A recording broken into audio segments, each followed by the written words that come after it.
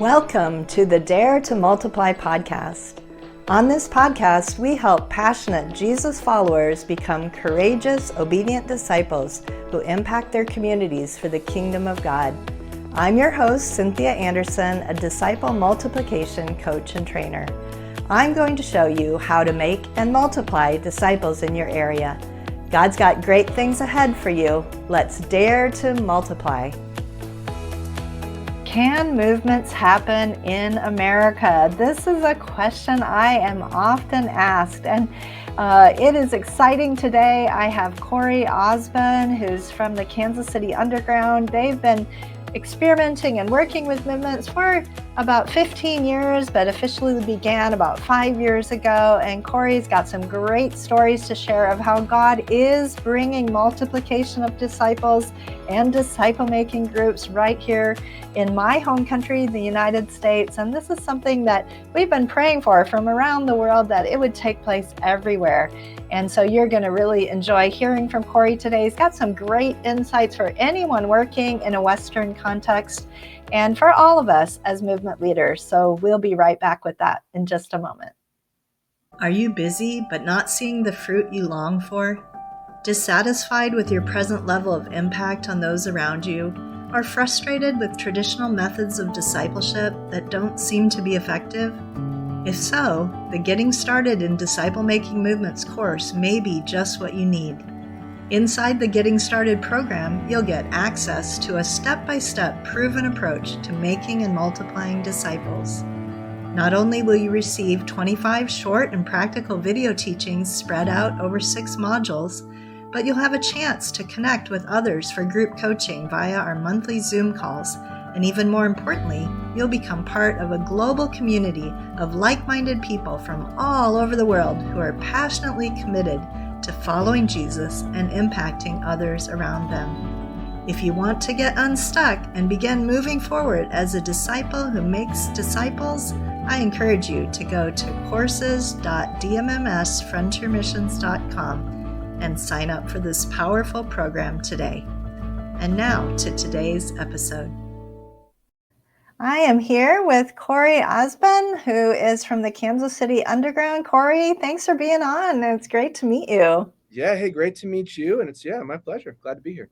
Yeah, really looking forward to hearing more of your journey and your story and what's been happening there in Kansas City and through you guys. And yeah, just really looking forward to it. Before we dive into kind of the content, tell us a little bit about who you are and maybe even how you came to be interested in disciple multiplication, and a little bit of your story. Oh yeah, wow, man, I could go a lot of direction. So I'm almost 40 years old, and so that makes me like an old millennial in the Western context of defining our generations, right? And I think I'm part of that generation where there's kind of this mass exodus from the church. And so just as far as I've ever known, as long as I've ever known, like my friends weren't coming to church. I graduated with a class of probably 500 here in my high school class, and I probably knew a dozen believers that were really walking in their faith. So I was always kind of that outside the box church leader kind of person. And I remember in college, maybe what really sparked a lot of this was right after college, I sat in a seminar by a guy named Craig McIlvaine that was called All Quiet in the Western Church. And it was the first time I saw a bunch of statistics of the church decline and opened my eyes a lot. And it was actually there that I was introduced to the book Church Planting Movements. So that was in 2006, I think it was. Okay. So early on in my journey, I was 21, I think, at that time. And then it was a few years after being in Kansas City, got married, and was just like doing ministry stuff as a youth pastor and allowed to have some freedom doing some other things under the umbrella of the local church. And I met with a guy named Roy Moran who's here in Kansas City. And so I always say Roy is the one who corrupted me. I started really learning from people in Africa, started hanging out all places. I started to travel a little bit and just be on the ground. And that was a big part of the journey. It's like, man, once you see it on the ground, you see disciples making disciples, churches making churches. It is hard to go back. to just doing what we were doing before. So it's a really fast journey. But I'm here in Kansas City. I'm married. We have 3 kids, and yeah, been journeying for a while now. Well, that's awesome. Well, thanks for sharing about that. And yeah, I just wrote a book called The Multiplier's Mindset. I'm not sure if you've seen it, but as I was doing research for that book, one of the things that I discovered, not surprisingly, for most people, there's someone who was a corrupting influence, a voice that was a provoking kind of challenge to them of seeing things differently. And yeah, for me, it was George Patterson. Who came to Nepal when we were working there and did a seminar, and all of a sudden it was like, wow, we should be thinking not about one church, but churches that multiply, and how do we do that? And so, yeah, really interesting to hear about Roy. And Roy's a friend and somebody that I respect as well. We've had him on as well in the past, but. Yeah, and then tell us a little bit about Kansas City Underground. Are you one of the leaders in that? Did you pioneer that? How did it get started, and what do you guys do? Yeah, so KC Underground, we're all about almost 5 years old, but we always say and joke that we're really all of our stories is probably 15 years of back work. Because right after I really started diving in to what it could look like to see movements here in our own city, I was really trying to train and stir a lot of the friends of ours that were in our local church, and weren't seeing a lot of momentum. And so I was asking God, where are you at work? Where are the best missionaries that I can find here in my own city? And God answered both of those kind of prayers with the same answer. I started actually investing in the local county jails here in kind of South Kansas City, and saw just the first time ever, just kind of like this multiplication like that went pretty viral within these jail settings. Spilled out. We had some real simple church expressions on the outside. We now call micro churches. I'm saying all this because that was the world I was in. I was starting to go all in. I want to see movement in my city. I'm going to start with these people because it's some of the best leaders I've ever been around. They've just been leading in the wrong way. All right. And so that's where I was at. And then simultaneously, there was a group of some other just high level leaders connected with a kind of mega church in kind of western part of Kansas City. And the Lord just kind of brought some things together, and we were dreaming. It's like, what if we created essentially a missions organization that instead of being a missions organization that sent people globally, we actually existed for Kansas City. And that means that we would exist to train, equip, coach, shepherd, walk alongside normal everyday people, right? Regular humans in regular jobs, regular neighborhoods. And how do they live on mission? How do they find spiritually interested people?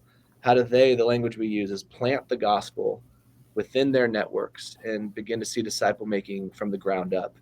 And we found, that kind of creating our own missions organization, that we always say it's 2-part structure. One part is it's all the centralized stuff that a missions organization might support people with, from shepherding, coaching, training, all those things. That's one part. But the other part is the decentralized fruit that comes out of that, right? So we're just like giving language for people. Like, all right, let's do it. Let's go all in. Who are my people? Who's God calling me? So we were all about mobilizing ordinary people to reach their own people. And so that's been like the 5-year journey. Like right before COVID is when we saw kind of our first like explosion of fruit, because there was that small season here in the States. I would say, before everyone just got mad at each other, there was like a few weeks where there was like spiritual interest, right? People were asking different questions. And we already had a big group of people that when we launched Underground, kind of a bunch of ordinary people. And I say ordinary, that's a compliment in our network, by the way. We say ordinary, we rejoice over non-paid Christians. And we started to see this incredible fruit, because when a lot of these things were closing down, our people are already mobilized. They already were seeing this is my mission field, my neighborhood. So we had Discovery Bible studies popping up in driveways and over Zoom and all these different, expressions. And we're kind of off and running after that.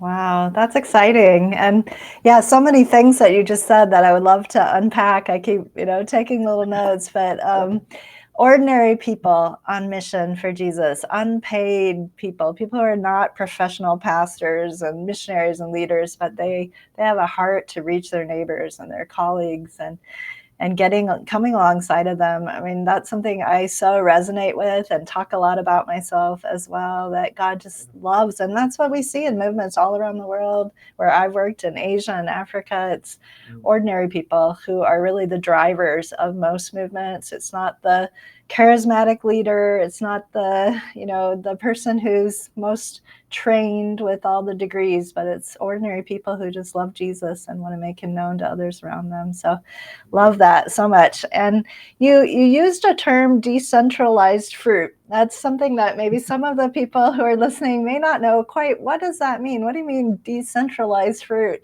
Yeah. That may be some insider jargon or whatever, but tell us a little bit more about that if you would. Totally. That's probably insider jargon meeting my own crazy mind and how I'm describing things. So, what I mean by the decentralized piece of that, right, is that when we come alongside, let's say it's my wife and I, and we have a heart to reach our friends in the local elementary school, right? Because our kids are in elementary school. Like, decentralizes the idea that instead of, okay, you're going to come to our church building, our programs, and then the main missional strategy is, okay, my wife and I are going to try to get these people that we're meeting into this thing.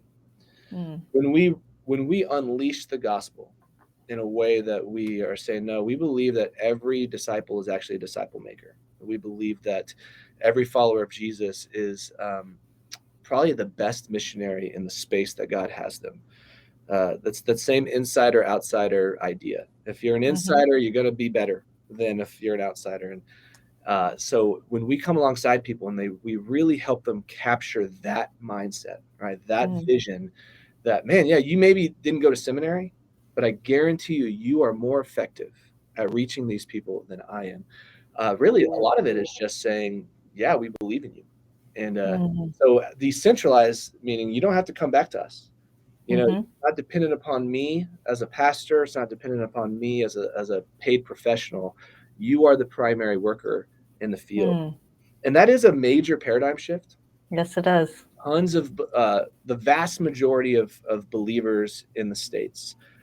However, there is a large contingency of people who just feel probably like how I felt in churches, like the box is crushing me. Like I feel like there's more to this, but I didn't necessarily have language for it. I couldn't identify it. And I think that's just a lot of what we try to do is we just help say, hey, how's God already working? Like, what does it look like Mm. for you to join God and what He is already doing? And that's the fun stories that we get to hear, man. It's pretty wild when you take that posture, Mm. you kind of take that weight off your shoulders. Like, I'm not the Yeah. one who has to do it. I don't have to give the perfect presentation. I don't have to say the perfect thing. But I'm just going to join God, listen to people, invite them to discover Jesus in their timing. And it really is, it's a whole different ballgame than what I was trying to do before.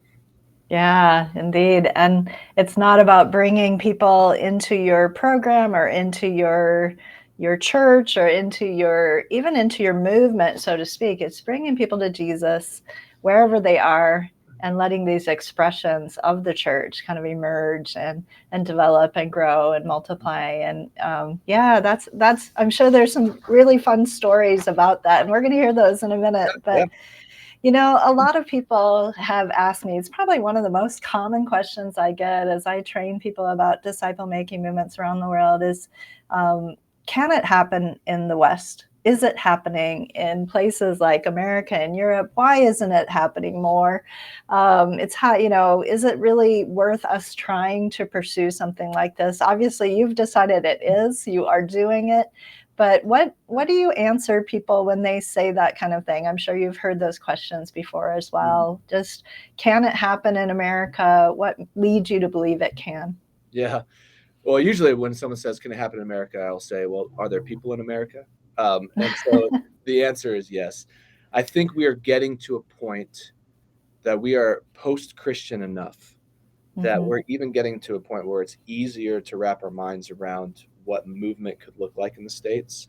Mm-hmm. Uh, Yeah, there are barriers. I mean, every context, every culture, there are barriers to viral spread of the gospel, to movement. I think America has some ones that are pretty big that we are all identifying. It's why people are asking that question. Hmm. And some of those, like the barricades that I think of, or the barriers that I think of, are like we're just a very independent. We don't have natural relational networks, right? We're disconnected, and so sometimes that traditional. I'm going to go somewhere. I'm going to find that person of peace who's got this big network of people. We're going to come alongside that person's influence, plant the gospel. That strategy, the DNA of that strategy, like the pillars of that strategy, still exist. But Hmm. on the ground, we have to be creative and Hmm. understand that those networks don't really exist, right? So that's a big one, and it takes some time. I think America, we just love to hear about things that happen in Africa or Asia or all the we get to hear stories from you and others, and we're like, oh, okay, and we find that programmatic element that we can just take and implement as if hey, Discovery Bible Study, okay, I'm just going to do that, and then oh, it didn't work after 3 months of trying it, whatever. For those of you listening, I'm putting in quotes for trying Right. it. um, and so I think we're just so enamored by trying things fast, like plug and play. We don't really have the spiritual muscle memory of waiting on Jesus and desperately crying out in prayer and going all in to reach people and so I think for us, what can it happen in America? Yeah, but it's Mm, God's to rewire some of the ways that we've been thinking about evangelism, about church. There's a lot of things, and He's starting to do it. Like there's mm, more stories of early momentum, and I think some of the things that we've been trying in Kansas City is it's not so much that we've like, hey, we're doing it better, but it's I think we're doing it more patiently. Like we've created kind of an ecosystem where we can fail a lot, where mm, a lot of people can keep trying. Just kind of the word I use is ecosystem. We've kind of helped create an ecosystem, and then multiplication begins to happen slowly but surely. Things pop up and it looks different, but I could talk for way too many hours on that question. But yeah, it's not only can it happen, it's happening. It's beginning to happen. mm, In mm. the decade, I think we're going to see it a lot more. Yeah, I so agree with that. And I don't work in America. I'm an American, but I don't work in America. I live and work in Asia and other parts of the world. But I tell people the same thing all the time. Of course, it can happen. It's biblical.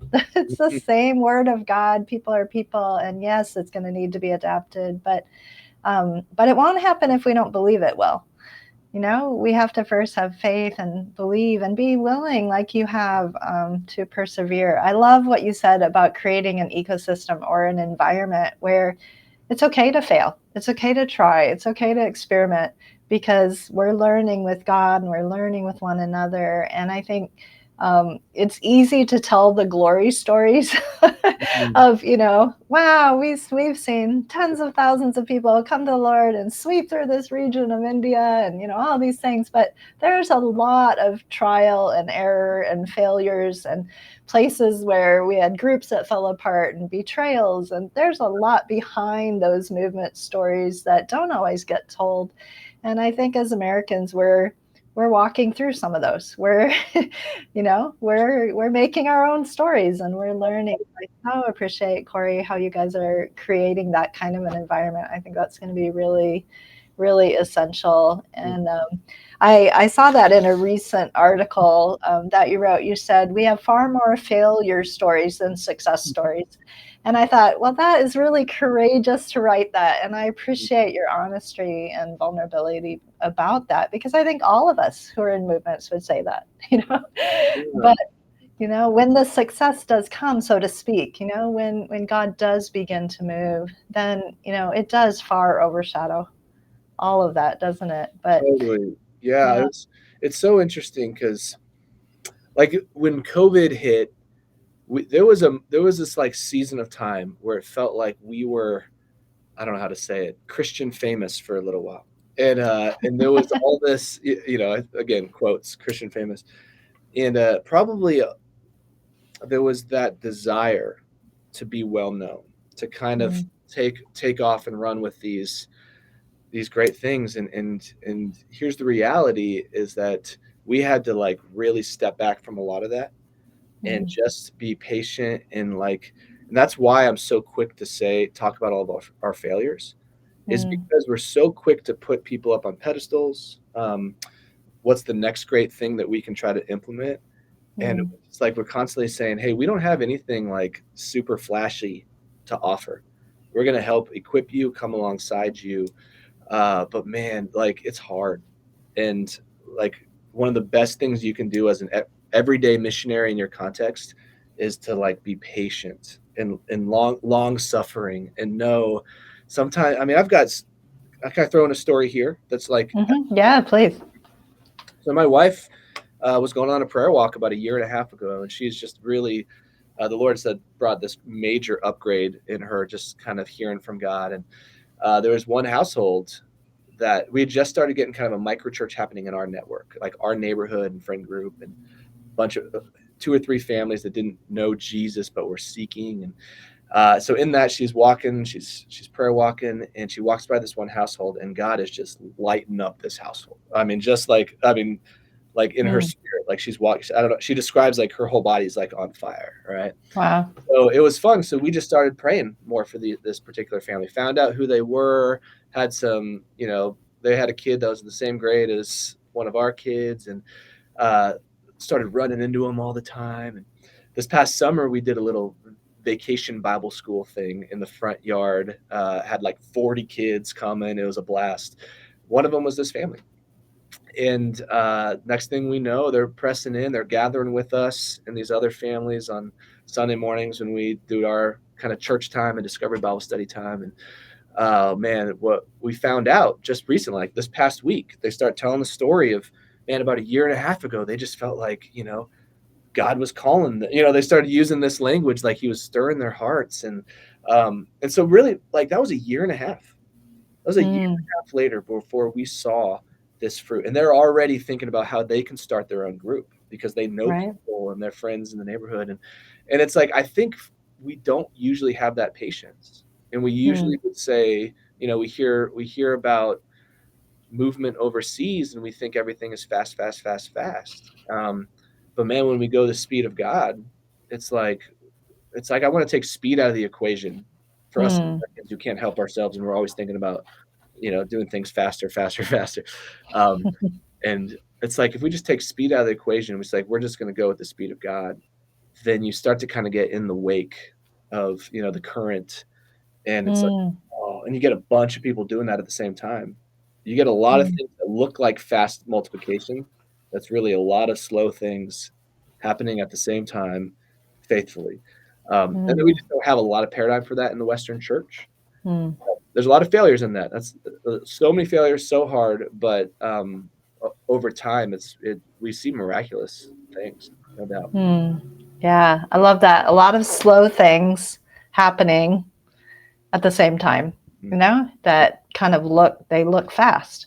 yeah, And, I think there can be that kind of tipping point where things begin to accelerate in a movement. But yeah, I really agree. It's a lot of patience and a lot of willingness to put in the hours in prayer, to put in the hours and, yeah, somebody that you had a sense about and, continuing to pursue them in God like your wife did. That's beautiful. yeah. Yeah. Well, I'm actually Um, curious if you have had the same experience because we're just like early stage. So we have probably 105 or so that we would call what we call micro churches, uh, but tons more activity, discovery Bible study settings popping up all over the city. But what we've experienced is it's like we wait, wait, wait, wait, and then there's like a catalytic moment. We'll see a bunch of things happen, and then it's wait, wait, wait, wait. And I don't know if that's similar to what you've seen globally, or yeah, when that tipping point might happen. Now, I see I'm taking the podcast. I'm turning it back to you because I want to. I want you you to have me. to have me on your podcast to get those answers. I do. I will. Oh no, I'm just teasing. But no, I think that's true. There are these points of acceleration, and there can be points of setback. And that we've definitely experienced that as well. But sometimes I find it's when you find a particular person who's maybe Mm, a gospel spreader, they a super spreader. Sometimes we call them, yeah. these people, and they can be really influential in accelerating things. Particular people throughout that movement that sort of shoot it forward all of a sudden, or things like that can happen. But like you said, when you have a lot of that and it gets bigger, Yeah. when you move from 100 to 300, or then you're seeing a lot more of that simultaneously, I think, Mm, happening. But totally.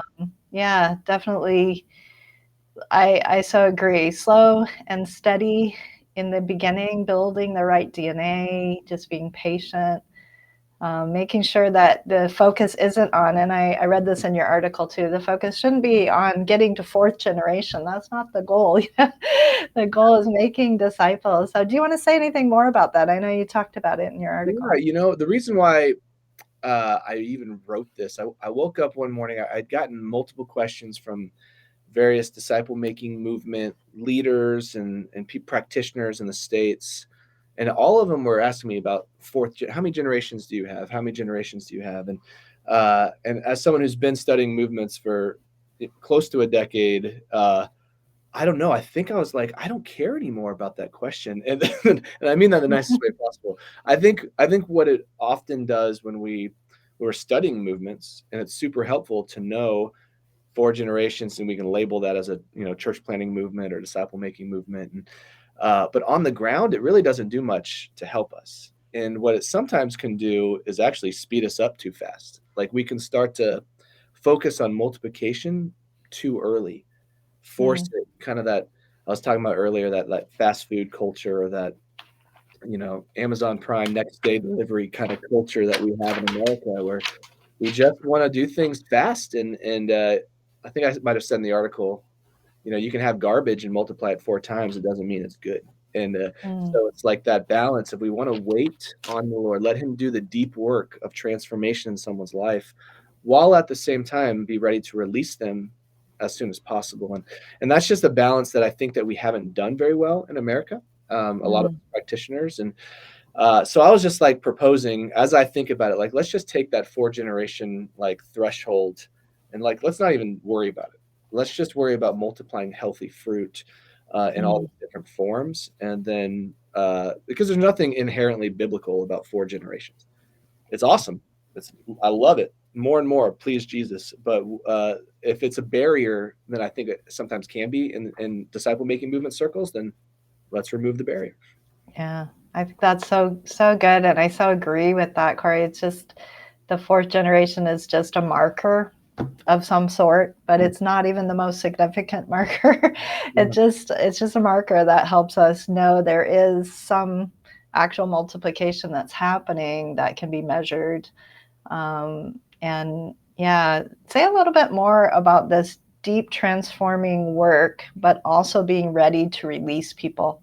How have you been working with that tension? Oh man, it's so funny because it seems like every network is different. And Mm-hmm. that's why we want to give a lot of freedom to people, that like multiplication is our goal. But some networks, I mean, the average American in an average, let's just say suburban setting, let's just go there because that's where sometimes the hardest groups to get started are sometimes in those settings. The average person in those settings are lonely. Like Mm-hmm. their hunger, what often drives them either to Jesus or the desire to be around people, is that they're just lonely. They don't have a lot of friends. And so when we train our people to live on mission, they start to like, hey, this let's say that their neighborhood is their mission field. So they're going to live really purposely. They're going to open their house. They're going to throw parties. They're going to whatever it is. Well, you're just beginning relationships. Like you're just actually kind of building a relational container in which to plant the gospel in. You Mm-hmm. speed that process up, then these people who are like, it's finally they're starting to get real human connection, and you say, okay, go do this with other people. It's like splitting family, and that was a lot of my experience with multiplication. But instead, I mean, it's hard to even programize this, but that story I told earlier about that family that just started connecting with us, they are kind of a late addition, but they're way past all these other families in terms of multiplication because they're Mm, like, oh, this would be so cool to do. And they start naming these other families. So it's more looking for like the right ones than assuming everyone is going to multiply. That's one thought that I have with it. Other networks, it's way more natural to multiply. Like our guys who've come out of jail and addiction, they know a lot of people, right? And mhm, they're also, it's hard for them to go back to those people because they end up, as addicts. So it's just like every network is different, and it just seems like it's a balance. And if we approach it more like an art than a science, then I think it's just healthier. Um, mm. we just are able to be patient with that. Right. Oh, that's so good. And like you said, um, encouraging multiplication. You're encouraging people to pass on what they know to, but some people don't have those networks. Some people have other issues that they're still working on. They're not quite ready. And being patient with God's process in people's lives. I think that's really, really good. Well, this has been fascinating, Cory. Our time has gone really, really fast. Tell me another story. Maybe tell us a story of someone else that has been multiplying, an ordinary person. Maybe you told a little bit about you and your wife, but Yeah, tell us about somebody who's not a paid professional, not a trained minister, who's starting to see multiplication and making disciples. totally. Yeah. So I've got two or three stories. I'll do a couple real fast ones. A couple years back, I was hanging with a friend of mine who has a little bit of a learning disability, and his brother has some pretty significant special needs, adult with special needs. And it was so you're talking about ordinary people. You're talking about people who weren't necessarily trained or have like excess skills or gifts in this. I just remember sitting down at lunch with him, and he's like basically telling me, "Man, I want to do this. I want to make disciples." And I just asked him, like, "Is there somewhere that you really feel like God is like calling you to?" He sat there thinking for a while, and then he goes, "My brother." And it makes me cry almost every time I tell this story. And so he connected with the group home and the day service that was working with these adults with special needs, and it was an automatic yes. Like, I want you to come and be a part of this. And if I would have done that, they would have said no. But he goes Mm, in there. It was the first time that we started a new group that was happening within like a day sitter program, and every week they have 20 to 30 adults with special needs doing church together, doing discovery Bible study. And and now we're looking at, there's like 3 or 4 other day programs that we're looking to multiply that in. right. Ah, that's so cool. Super fun. Yeah, there's a story of a friend of ours recently who these cigar shops in Kansas City, right? And it's one of those few places where like men will actually go and just hang out. And so he just go and hang out. And ironically, his wife would go with him. She was always one of the only women there. And they would just strike up conversations. They're just hanging out, and Hmm. great thing about cigars is that you're forced to sit there for a while, right? So they're smoking a cigar and getting this conversation with they call them the dads. They're in their 20s, and just walking with them and talking. They got week 2 they started talking about spiritual things. They kind of had some impromptu DBSs right there, and it just like talking about scripture, and it became more of a weekly thing. They started really Hmm. reading the word, and then one day, I don't know if they were reading about baptism or how it came up, but one of the dads was like, "I got to get baptized," and so Mm. the guy who was with our network is like, "Sweet, let's do it," and he's like, "No, I mean now." But apparently, it was like 11 o'clock and at night, November in Kansas City, right? It's really Oh, cold. yeah.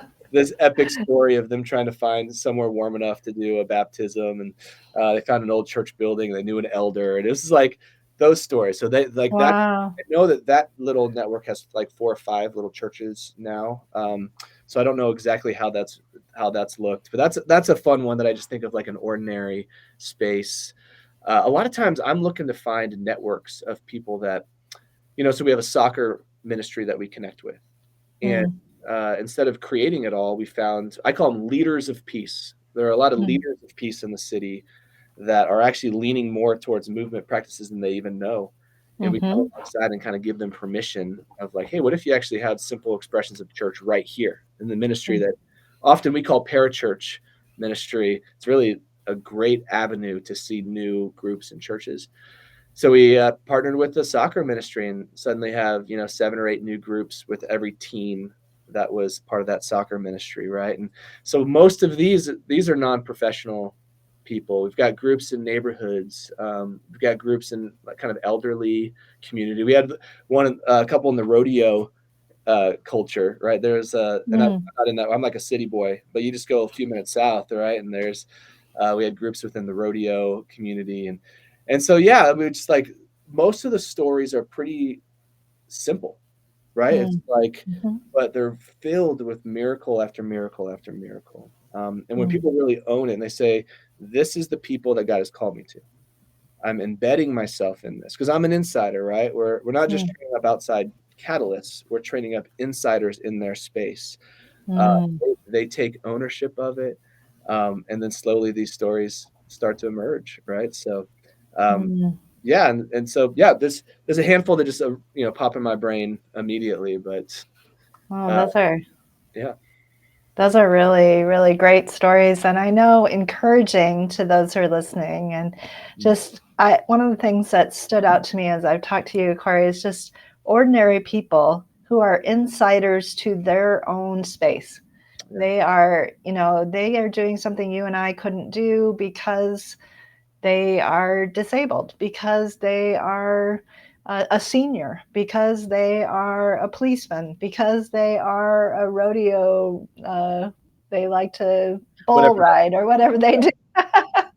uh, they are insiders there, and they can reach people that we could never reach. Hmm. And that God has uniquely called each person to their particular anointing, giftings, things they have to offer. And I think helping people understand that is so much in the heart of Jesus. And God's doing that more and more all around the world. It's so exciting to talk to you about what's happening in Kansas City and other parts. I know you guys are reaching across the nation and even internationally now. And yeah, really, really encouraged. You guys keep it up, man. We're excited to see about the many movements God's going to release through you.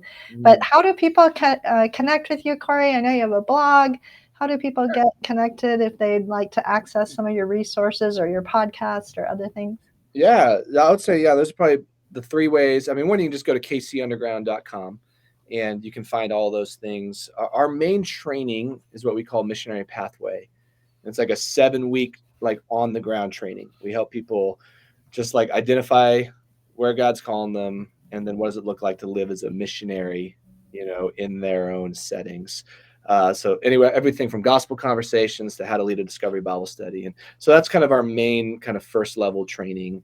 But if you actually go to if you go to kcunderground.com, you'll actually be able to access what we call our toolkit. Also, a lot of resources. We have resources for things that are like from anything and everything. We don't necessarily talk about all of them all the time, but in coaching relationships might bust out like a tool that might help you ask better questions or things like that. So we have a lot of those in our toolkit. And then lastly, yeah, our podcast. So if you just go to, Spotify, iTunes, whatever, we're just called super creative name, KC Underground Podcast. If you Okay. look for that, you can find us. That's great. Yeah, well, I would encourage you, especially if you are in America or anywhere close to Kansas City, connect with these guys. They have so much to offer. And yeah, get around people. I think so much about DMMs is more caught than taught. We can read a lot about it and lots of great books. I wrote one too, but it's more caught than taught. Get around some people who are experimenting and trying, or gather a group and start trying like Cory did, like I did when we first got started. And God's going to teach you as you persevere through this. So, Cory, once again, thanks so much for being with us, and look forward to, yeah, we'll have to hang out in Kansas City sometime when I'm coming through. That'd be Let's fun. do it. Hey, thanks so much for having me. I appreciate it. Imagine a world where passionate followers of Jesus come together to multiply, transforming lives beyond imagination. Instead of toiling with little fruit, what if God's abundance flowed beyond your wildest dreams? Picture those you've invested in sharing Jesus freely, creating a ripple effect of disciple making. In her new book, The Multiplier's Mindset, Cynthia Anderson reveals how shifting mindsets can revolutionize disciple making. When Cynthia and her colleagues experienced these mindset shifts, they saw enormous results, including the launching of 19 multiplying movements in Africa and Asia, transforming tens of thousands of lives.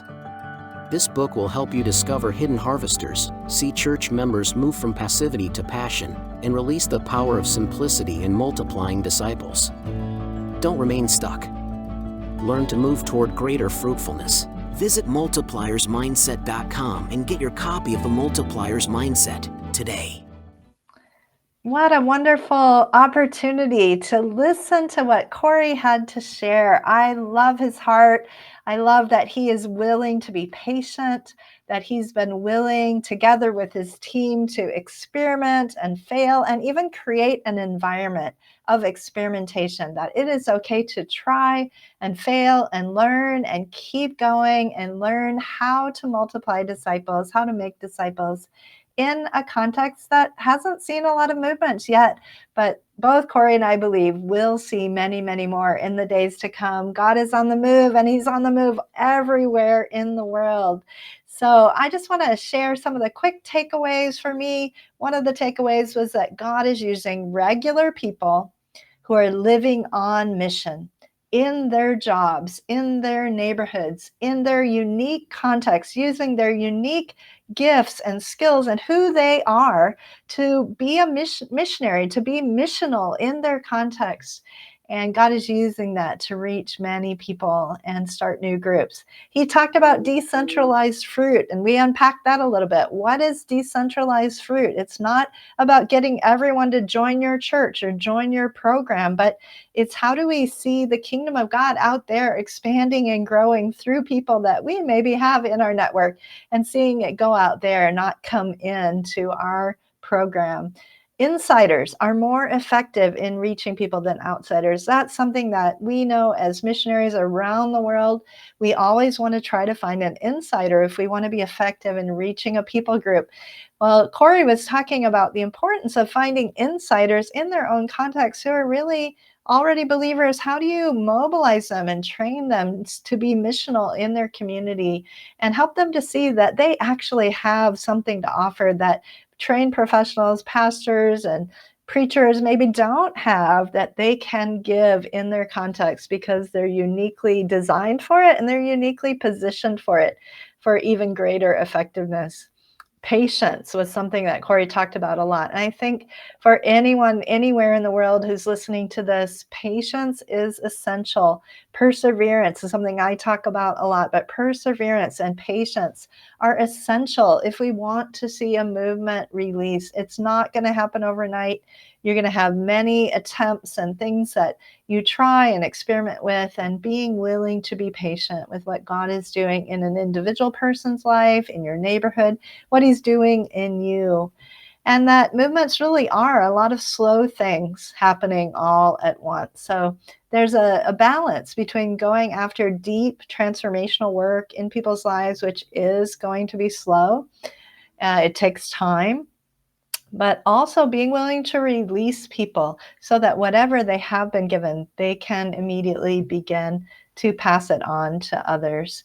I also thought it was really good when you talked about building a relational container. How do we build a relational container for the movement to begin in, and for those gospel seeds to go into, kind of a hothouse? How do you create that relational container, especially for those who are so isolated and don't have a network of friends and family that they can naturally reach out to? So if you're an American and you're listening, I just want to encourage you. Movements are possible. It can happen through you. It can happen in your location.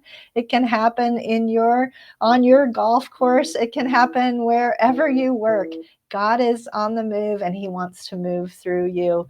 Be encouraged today. And for those of you who are listening who aren't from America, I would like to ask you to pray for my country. Would you pray that movements would be released here? I agree with Cory. The time is ripening for a move of God in our nation, and for a different expression of church. It's not that the other expression is going to go away or needs to in any way, but there needs to be room for a new expression of church to take off, and for movements to be released that will engage and reach those who are really leaving the church in droves in our nation. So pray with us that will happen in America, as we also continue to pray for the least, the last, the lost, those who have almost zero access to the gospel.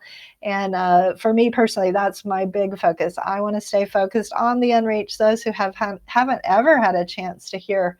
But I'm also praying and believing with my American brothers and sisters that God will bring movements here. So take a moment and pray for that. And again, if you're an American, be encouraged. God has great things for you. He's going to do something special through you in your own context and through who you uniquely are. That's all we've got for this episode of the Dare to Multiply podcast. One thing that would really help both us and other new potential listeners is for you to rate this show and leave a comment in iTunes, on Spotify, YouTube, or wherever you tune in to listen. Also, make sure to link up with us at dmmsfrontiermissions.com/blog on social media, and please just share this podcast with anyone you think might enjoy it. Until next time, remember, God's dreams for us are always bigger than we can imagine.